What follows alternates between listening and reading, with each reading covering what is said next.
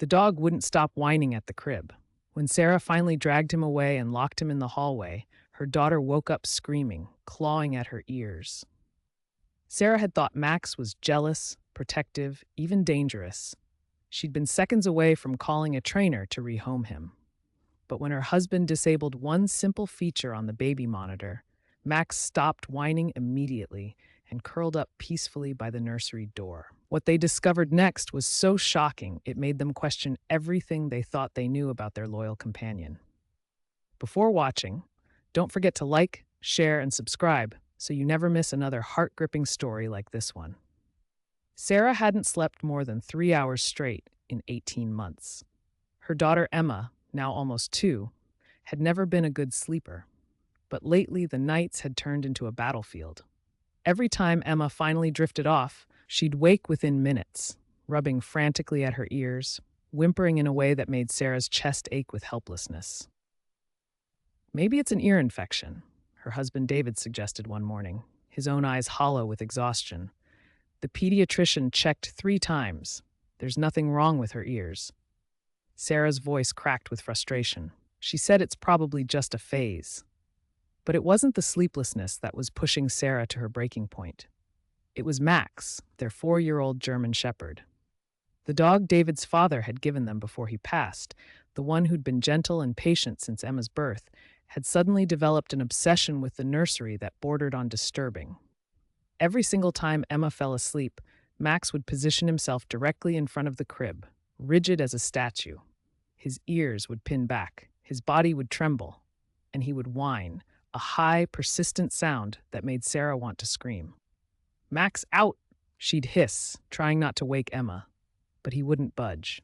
He'd plant his paws wider, staring not at Emma but at something above the crib. The baby monitor camera they'd installed on a shelf, the one with the motion tracking feature that would pan and follow Emma's movements. "He's guarding her," David said one night, watching Max's strange vigil on his phone from the living room.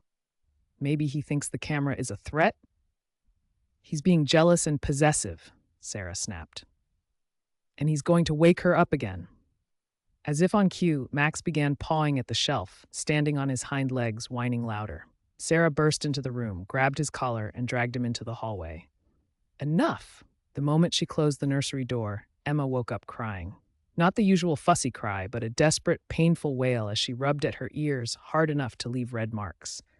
Sarah scooped her up, tears burning in her own eyes. "I can't do this anymore." Over the next week, Max's behavior escalated.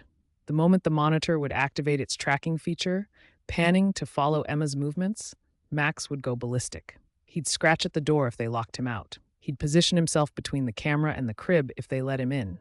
He'd even jumped up and knocked the camera askew twice. "Something's wrong with him," Sarah told David one night, her voice flat with exhaustion and something darker, resentment. "He's fixated on her, on the camera. I don't know what's happening, but I can't have him in there anymore." "He's trying to tell us something," David said quietly. "He's a dog, David, a jealous dog who can't handle not being the center of attention anymore." "My father trusted him, said he had instincts. Your father isn't here." The words came out sharper than Sarah intended. She softened immediately, reaching for David's hand. "I'm sorry, I'm just so tired, and I'm scared he might hurt her." That night, they locked Max in the basement. His howls echoed through the house for 20 minutes before he finally went silent. Sarah felt guilt twist in her stomach, but also relief. Finally, maybe Emma could sleep. But Emma didn't sleep. She tossed and turned, whimpering, rubbing her ears even in her sleep. And Sarah, watching the monitor from her own bed, noticed something she'd been too exhausted to see before. Every time the camera panned, tracking Emma's movements with its quiet mechanical whir, Emma would flinch. Her little hands would go to her ears. Her face would scrunch in discomfort. "David," Sarah shook him awake. "David, look at this." They watched together as the camera completed another pan. Emma stirred, her hands moving to her ears even before she fully woke. "What the hell?" David grabbed his phone, pulling up the monitor app. "When did we turn on motion tracking?" "I thought you did. A few weeks ago?" They stared at each other. A few weeks ago. Right when Max's behavior had started. David's fingers moved quickly across the screen. "I'm turning it off." The camera stopped mid-pan, returning to its default centered position. They waited, barely breathing. Max, still in the basement, went quiet. Not just quiet, silent. No whining, no howling, nothing. Sarah ran downstairs and opened the basement door. Max trotted out calmly, walked straight to the nursery, and curled up peacefully by the door. Not rigid, not whining, just resting, like he'd done every night before this nightmare started. "That's impossible," Sarah whispered. "He can't hear the camera. We can't even hear it." But Emma slept through the night for the first time in weeks, and Max didn't make a sound. The next morning, Sarah called their veterinarian anyway. "I know this sounds crazy, but I need to understand something." Dr. Patricia Chen listened to the whole story without interrupting. When Sarah finished, there was a long pause. "Bring Max in," Dr. Chen finally said, "and bring the camera." 2 hours later, they sat in the examination room while Dr. Chen ran tests. She had equipment Sarah had never seen before, devices that measured sound frequencies beyond human hearing. Motion tracking cameras use servo motors, Dr. Chen explained, holding a small device near the baby monitor. When they're new, they're usually silent, but as they wear down, the motors can develop a high-frequency whine. Humans typically can't hear above 20 kilohertz. Dogs can hear up to 65 kilohertz. She turned on the motion tracking feature. The camera panned smoothly, silently to Sarah's ears, but her device lit up with readings. "This camera is emitting a sound at 42 kilohertz, constant, piercing, every time it moves." Dr. Chen looked at Max, who had started to shift uncomfortably in the corner. "To him and to your daughter, whose hearing is more sensitive than yours, it would be like someone blowing a whistle directly into their ears." Sarah felt her knees go weak. Oh my God. Children's hearing is especially sensitive to higher frequencies. Dr. The Mef Chen continued gently. "It wouldn't damage her ears, but it would be extremely uncomfortable, painful even. And Max." She knelt down, running her hands over the dog's head.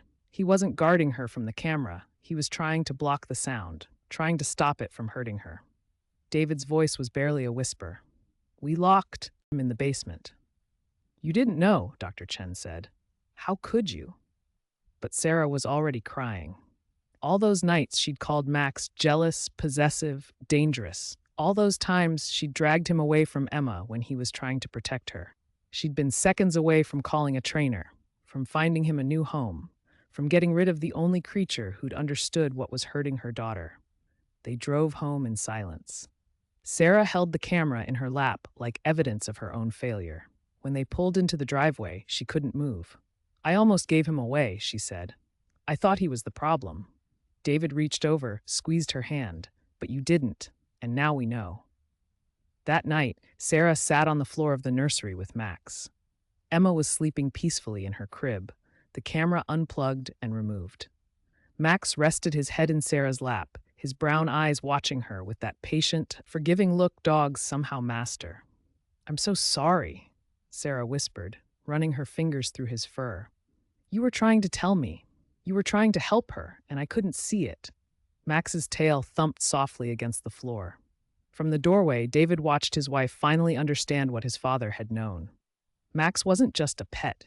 He was a guardian, a protector who'd endured their anger and rejection because protecting Emma mattered more than his own comfort.